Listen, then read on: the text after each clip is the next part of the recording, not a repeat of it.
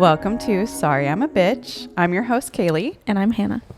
And today we are talking about the burden of emotional labor. We're going to be addressing the often unseen emotional and mental labor that women have to carry. Oh, and so men heavy. don't.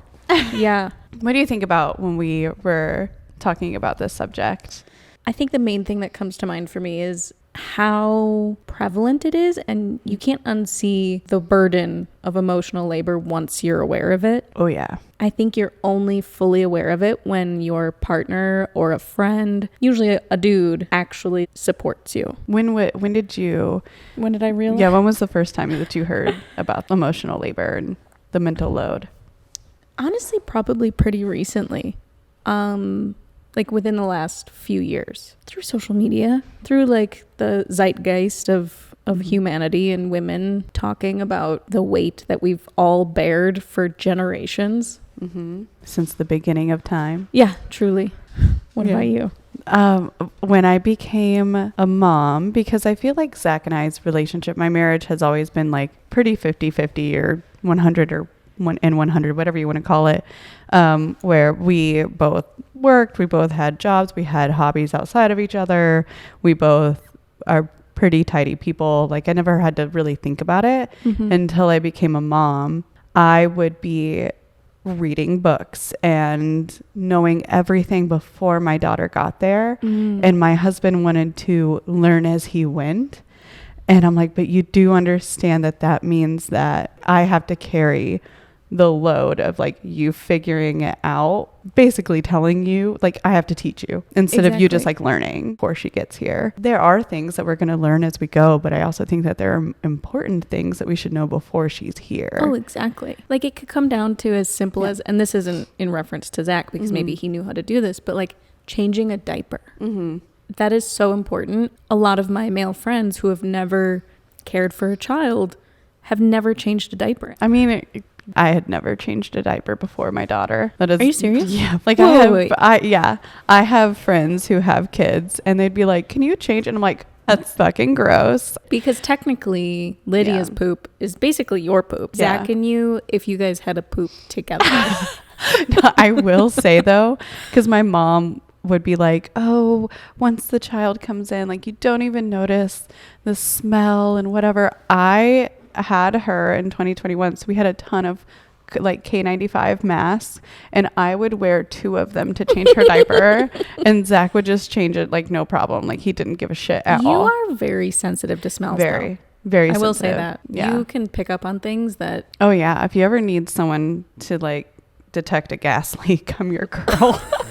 From my person. Yes. And then of course becoming a stay-at-home mom, there was a lot of push and pull where it was like, I don't get a break, he doesn't get a break either, because then he works all day. And then I would say like, well, working is kind of a break, and he'd be like, no, it's not. When she was a newborn, it was very hard for me emotionally. I had postpartum depression and I had postpartum anxiety. I think mentally I was just gone. I had to rely on Zach a lot. You can't fix somebody's mental health. No, you just can't. No. Okay, so now that Lydia is 3 and you guys have your routine kind of sorted out, how did you figure out the weight of different tasks, whether it's caring for Lydia, Zach working his job? How did you navigate that? Like you must have had a conversation where you figured out, here's the weight of all the things I'm doing and here's the weight of all the things you're doing. How did you balance it? The first 2 years of a child's life are the hardest. I just don't think there's really any balance. I think one person is always going to feel way more exhausted than the other one. And that was give or take. There'd be days where Zach would be so exhausted and I'd be like, you don't get to be exhausted. I was up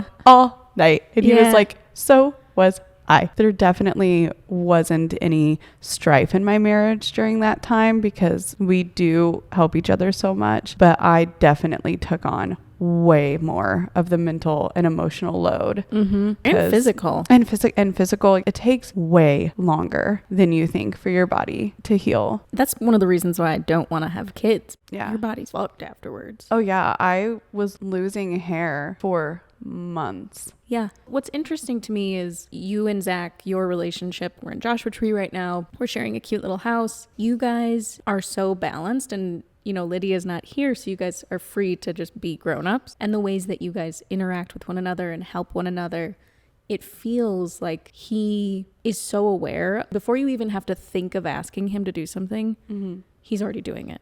Oh, yeah. As a testament to how much of the burden is on women if I have such a supportive husband and I still felt like that. Exactly. I remember I went to my grandma and I was telling her about this, and she just started telling me all of these stories. Like her grandmother, my great grandpa used to beat the fucking shit out of her.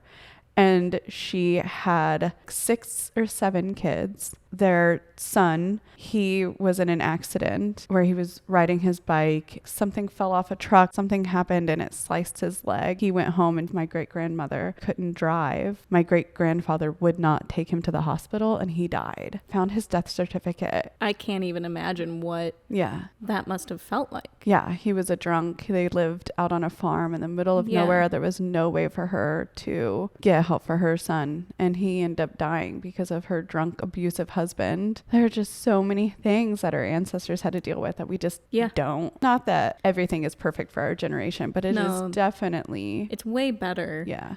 But then that makes me think about generational trauma and how that weighs on us as well. I think about my grandmother, my mother, most of the women in my family. They were the organizers. They made things happen. They made sure everyone got to the appointments on time. I can remember vividly as a kid, whenever I had a question, my dad would be like, go ask your mom. Because she was the one who made the executive decisions. You know what? Actually, I think that was the first time I really was aware of like, oh, the emotional weight of caring for a child usually falls upon Mama Bear because she's the one who truly has the best interests of the kid. And not saying dads don't. Maybe it's instinctual. We have the big picture idea. Also think about like who made holidays special. Like who made Grandma. the maternal set. Holidays were always so cozy, and my mom would always like light a fire and have the best food and just made it so special. Yeah. Now that I'm a mom, I know the thought that goes into all of that, and you want to do it. Zach gets joy from playing with Lydia, like little games, and like they play Monster where he puts on a witch hat, runs around the backyard, and she runs from him. And I don't get joy from that. I get joy from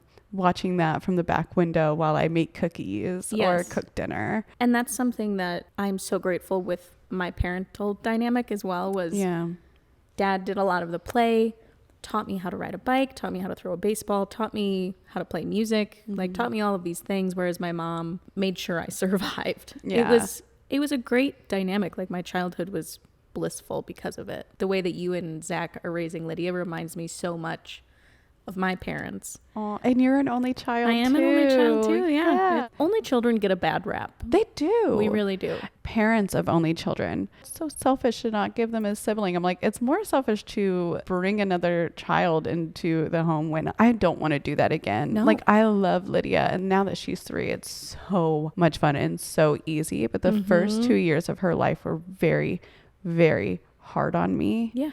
We have friends who have a son the same age as Lydia, and they just had a little boy, Leo, who's adorable. One of the first things I asked was obviously like, how's Ashley doing? How's Dom handling being a big brother? And of course they were like, surprisingly well. That's definitely a thing that you worry about, Very like much how a thing. you've been the only one until now. But I knew before I gave birth to Lydia that I only wanted Just one. I think being an only child is a really special thing. I think a lot of people presume that we're like lonely and loners, and the reality is like I was very loved. Not saying that kids with siblings aren't very loved, but I literally got all of the love. All the love. Well, and I have 3 siblings, and I felt lonely growing up. Yeah. Even to this day, I don't have particularly close relationships with all of my siblings. Yeah. My sister Jara and I are very, very close.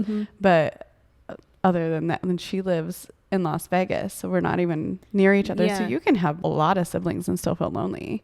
It makes me think that maybe women, we've had to evolve to carry the weight, because it's not like you can just wake up one day and just do it all. Yeah. It would be utterly exhausting. A support system is so vital. Yes. Like I'm here right now because my mom has my daughter, and Absolutely. going to Curacao in December. My mom's going to have my daughter, and I still get to travel and live my life and do hobbies and, you know, have a marriage where I can go and we can date and, or just have time to ourselves. And my mom's like ecstatic to have her. It is I feel like a privilege to be able to identify when you are carrying the burden. Yes. You know, because I feel like it's, for so many people, it's like, that's just life. Yeah. Like there is no other option. You have to, because you are a single mother. Dad's not in the picture.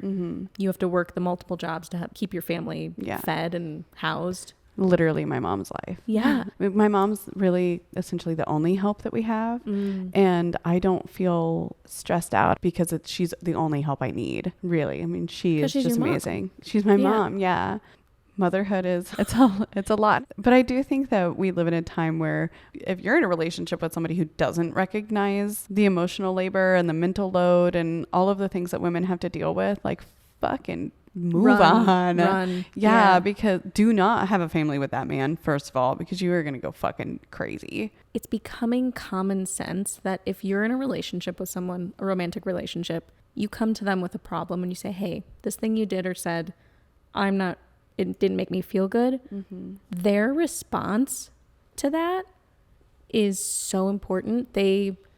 Let's say they get defensive. That's your emotional energy to try and combat that then. Yeah. Let's say they just completely shut down and like walk away. That also creates an emotional response in you. Yeah. Or the person could look at you and say, oh, I hear you. It makes me feel things that you feel things. Yeah.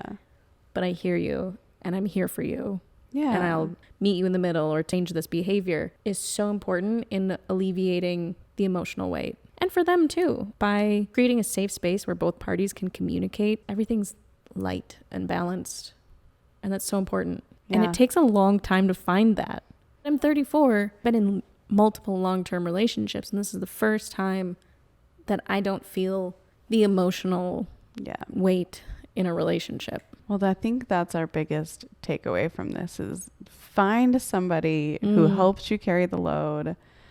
And if they don't, you deserve more. You deserve better. Like there are men out there who know. There are men out there who want to treat you like the princess. There are men out there who listen to you. Yeah. The big divorce for millennials, the big reason is if I'm going to be a single mom, I'm going to be a single mom and we're going to move on. I support that. Yeah. All right. Well, we're going to move on from this episode. Yeah. Thanks for listening. Bye. Bye.